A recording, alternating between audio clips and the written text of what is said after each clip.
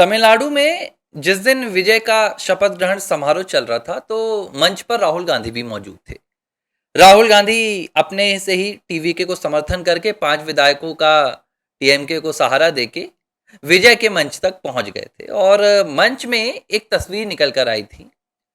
दरअसल जब टीवीके सरकार के मंत्री शपथ ले रहे थे तो शपथ लेने के बाद आधे से ज्यादा मंत्री राहुल गांधी से मिले बिना ही चले गए। वो मंच पर पहुंचते और अपने नेता विजय के हाथ तो मिलाते, विजय से शुभकामनाएं तो लेते, लेकिन उनके बगल में खड़े इंडी अलायंस के सबसे बड़े नेता राहुल गांधी की तरफ देखते भी नहीं।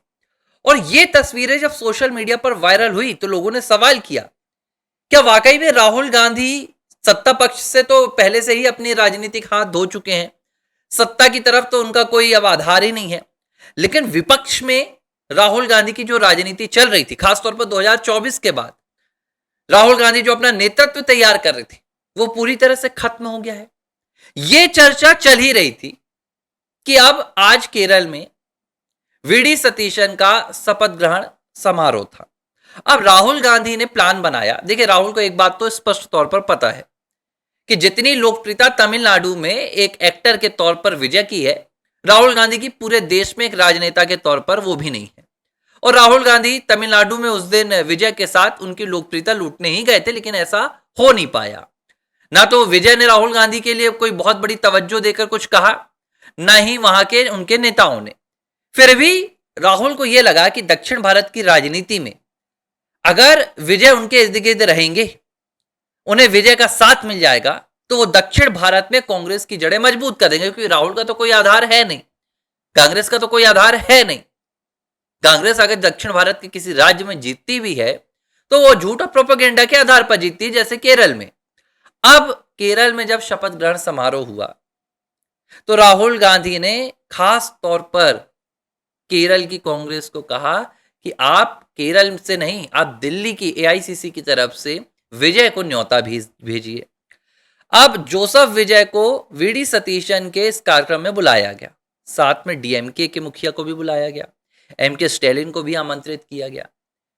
कहा गया कि भाई विजय और राहुल गांधी केरल के मंच से एक साथ खड़े होकर पूरे दक्षिण भारत में विपक्षी राजनीतिक एकता का संदेश देंगे और राहुल गांधी ये बताएंगे कि चाहे फिर लीडर वो उत्तर में हो या दक्षिण में, नेतृत्व वो राहुल गांधी का ही स्वीकार करेगा। ये कांग्रेस पार्टी ने अपनी social media team, IT team सभी को तैयार कर लिया था कि जैसे ही भाई मंच पर विजय आएंगे, आपको खटाखट खटाखट खटाखट तस्वीरें लेना है और राहुल गांधी के कद को बढ़ा हुआ दिखाना है। लेकिन शपथ ग्रहण समारोह से एक दिन पहले विजय ने कह दिया कि वो इस समारोह में नहीं आएंगे। अब खास बात यह कि कोई बहुत बड़ा कार्यक्रम था क्या जो विजय ने आने से मना किया, या वो कहीं और चले गए? जैसे शशि थरूर, वो तो कह दिए भैया मैं तो विदेश जा रहा हूं, मुझे एक लेक्चर देना है, फलाना फलाना, वो अपना निकल गए। लेकिन उनके केरल के बगल वाले ही राज्य में, तमिलनाडु में, विजय बैठे रहे अपने दफ्तर में, सचिवालय में बैठे रहे, लेकिन वो केरल तक नहीं पहुंचे और कह दिया गया कि वो अपनी कुछ मीटिंग्स में सचिवालय के कार्यों में व्यस्त हैं। यानी कि कोई बहाना भी नहीं बनाया गया, सीधे कह दिया गया कि हम नहीं आना चाहते। शपथ ग्रहण समारोह हो गया और विजय नहीं पहुंचे। अब जो लोग समझ नहीं पा रहे कि विजय ने ऐसा क्यों किया, तो उन्हें मैं बता देता हूं। दरअसल देखिए, राहुल गांधी को लग रहा था कि वो जो 5 विधायकों का समर्थन लेकर पहुंचे थे विजय के पास, तो उन 5 विधायकों के लिए विजय राहुल गांधी की चमचागिरी करेंगे, विजय राहुल गांधी का नेतृत्व स्वीकार करेंगे और खुद को एनडी अलायंस के घटक के तौर पर सामने रखेंगे। लेकिन विजय तो अपनी एक अलग राजनीति चलाने की सोच रहे हैं। विजय, जिन्हें लगता है कि वो सिर्फ तमिलनाडु नहीं, वो दिल्ली की राजनीति भी कर सकते हैं, वो अपना अकेला चेहरा आगे ले जाने का पूरा प्रयास कर रहे हैं।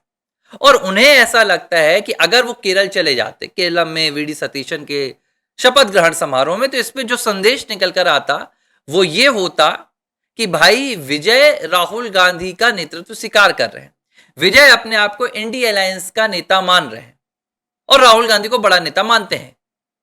क्योंकि भाई देखिए, वो विजय का शपथ ग्रहण समारोह, तो वहां कोई भी जा सकता है, उनके मंच पे कोई भी आता तो विजय उसे स्वीकार कर लेते।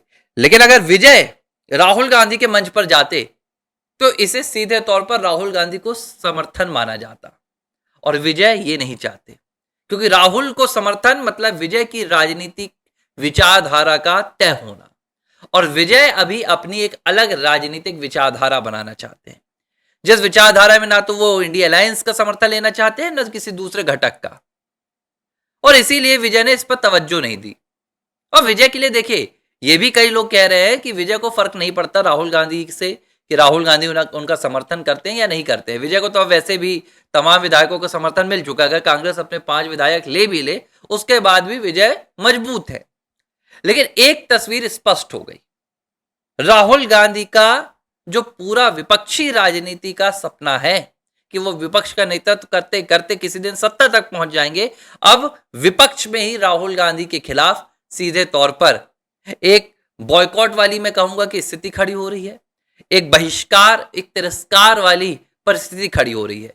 एक तो विजय ने किया, दूसरा डीएमके ने किया। ये भी आप समझिए, राहुल को लग रहा था कि वो डीएमके के स्टालिन के पीठ पे छुरा घोंप कर डीएमके को अपने मंच पर बुलाकर ये राजनीतिक संदेश दे देंगे कि देखिए कोई फर्क नहीं पड़ता, राहुल एकमात्र एक छत्र राजा है इंडिया अलायंस के, वो जिसे जब चाहे समर्थन दे, जब चाहे उसकी सरकार बनाए, बावजूद इसके तमाम विपक्षी दल राहुल का ही समर्थन करेंगे। लेकिन दोनों ने, चाहे फिर वो विजय हो चाहे फिर वो डीएमके हो, एक साथ राहुल को संदेश दे दिया है कि विपक्ष की राजनीति में अब राहुल का दबदबा पूरी तरह से खत्म हो गया है। और इसका सबसे बड़ा जीता जागता उदाहरण तो खुद उनकी केरल की कांग्रेस है। केसी वेणुगोपाल को वो मुख्यमंत्री बनाना चाहते थे, लेकिन ना तो इंडियन यूनियन मुस्लिम लीग ने उनकी बात मानी, ना वीडी सतीशन ने उनकी बात मानी, ना कांग्रेस केरलम ने। हर तरीके से राहुल गांधी को हार झेलनी पड़ रही है। लेकिन बावजूद इसके कांग्रेस तो यही कह रही है कि राहुल गांधी इंडिया अलायंस के सबसे बड़े नेता है। भाई, तेलंगाना के मुख्यमंत्री कह रहे हैं कि राहुल गांधी इंडिया अलायंस के प्रधानमंत्री के उम्मीदवार होंगे। तो खैर मुझे लग रहा है कि रेवंत रेड्डी को स्पष्ट कर देना चाहिए कि डीएमके उनका समर्थन करेगी कि नहीं करेगी। पश्चिम बंगाल में दीदी के घर तो गए नहीं राहुल, अखिलेश चले गए, तो दीदी उनका समर्थन करेंगी कि नहीं करेंगी। फिर विजय की पार्टी टीवीके उनका समर्थन करेगी कि नहीं करेगी। और खुद इंडियन यूनियन मुस्लिम लीग, जिसने केरल से कांग्रेस का सीएम छीन लिया, वो उनका समर्थन करेगी कि नहीं करेगी। खैर बहुत लंबी बात हो जाएगी। तमाम बातों की एक बात है, विपक्षी राजनीति से राहुल के दिन खत्म हो गए। एक और विनती, चैनल को अगर आपने अब तक सब्सक्राइब नहीं किया तो फटाफट कर लीजिए, वीडियो को लाइक कर दीजिए और हमारे वीडियोस को आप ज़्यादा से ज़्यादा शेयर कर सकते हैं, ताकि हमारे वीडियो और भी राष्ट्रवादी विचारधारा से जुड़े हुए लोगों, दर्शकों तक पहुंचे, ताकि हमारा इकोसिस्टम मजबूत हो सके। धन्यवाद। एबीसी हिंदी न्यूज, आज ही जुड़िए हर खबर के साथ।